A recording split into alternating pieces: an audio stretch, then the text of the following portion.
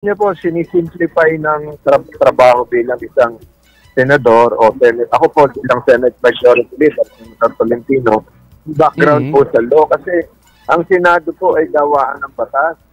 Kaya mas madali na po sa akin, lalo ngayon, ang usapin ngayon ay international law. May background, ako po ay international lawyer. So, madali na po yun kasi hindi na kailangan mag-hire pa ng mga konsultant, mga abogado. Ako na po yung gagawa ng batas. So, nasi-simplify po yung trabaho at sinisigurado ko po nasangayon din sa Constitution yung ginagawa namin batas. Alam natin, Senator, na ikaw po ay dating mayor ng Tagaytay City, no?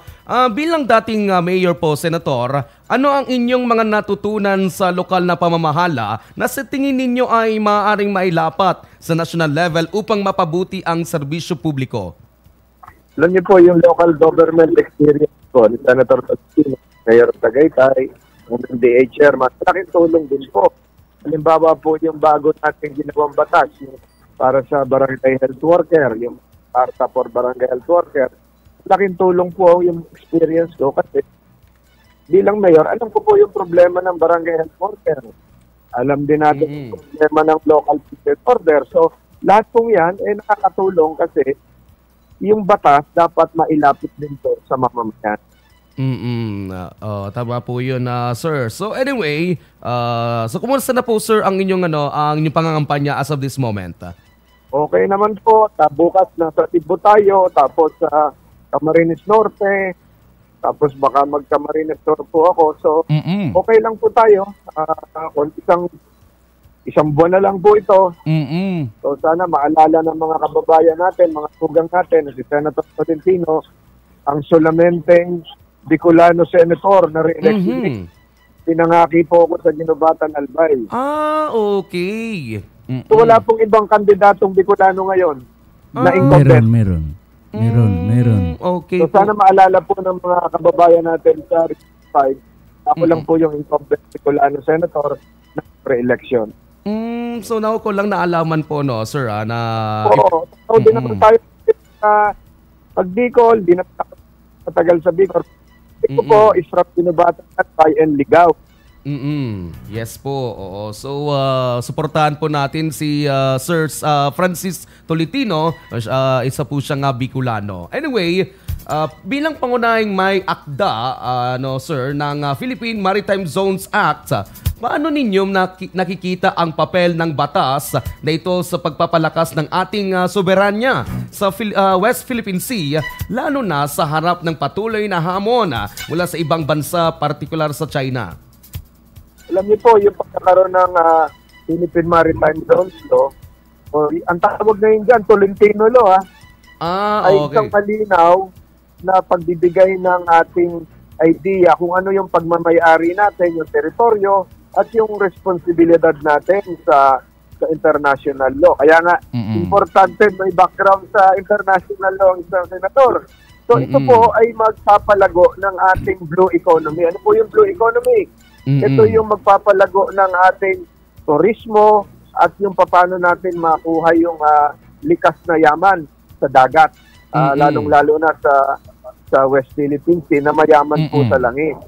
So, sinasabi nga doon ngayon yung West Philippine Sea ay merong ilang milyong bariles ng langit.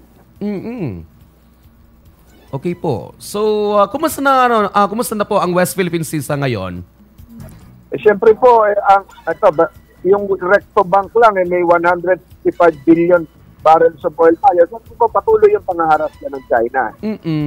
Patuloy po yung pangaharas ng China kasi alam niyo po, simplify ko na ito. Gusto na lang makuha dyan yung langis natin.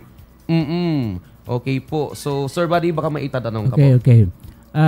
Ano po, Senator Tolentino, ang plataforma mo at in terms of priority, ano po ang pinaka-priority na isusulong yung plataforma o advokasya para sa lalong sa socio-economic development ng Pilipinas, sir? Ay, marami pa akong plano si Senator Tolentino. Kung tayo ay papalarin, pagpalain ng Diyos, lalong-lalo na mapalago po yung ekonomiya natin. sa pamamagitan ng mga tamang batas sa dagat, yung yung Tolentino Law, kung ito po ay may implement na maayos, ay palagay ko mumura ang kuryente at ang ating langis, gasolina. So patuloy din po si Senator Tolentino sa paglaban para mapababa yung presyo ng kuryente, tubig at internet, at maging yung karapatan ng ating mga OFW. At marami pa hong iba. Siguro, tingnan na lang natin yung track record ni Senator Tolentino. Senator. Okay. Okay, sir, one more question na lang po siguro. Opo.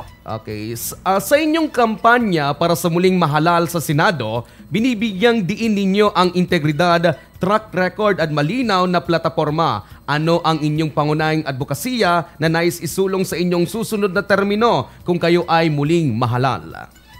Yung tama po kayo, dapat tingnan yung track record. Siguro po, isa sa mga sinusulong ko ay mapangalagaan ang teritoryo ng Pilipinas. Hindi maagaw ng China. Senator Tolentino lang po ang naglumalaban ngayon para sa West Philippine Sea, sa ating karagatan. Kagaya po ng sinabi ko, pusulong ang karapatan ng ating mga nurses, OFW, at ang local government yun. Marami po hong iba. Kaya po ako nagpapasalamat sa interview ito. Narinig ako ng mga kababayan natin sa Bicol. At po, maalala niyo po si Senator Tolentino, ang inyong tugang, isang Bicolano, number 61 po sa balota. Senator Tolentino po sa Sumaran na agad at mabalot. God bless the Philippines. Ayun na. Anong number po, sir, sa balota? Number 61 po. Number 61. Number 61 sa balota, si Senator Francis Tolentino. Maraming salamat and God bless always. Ayun na. Na-interview na po natin,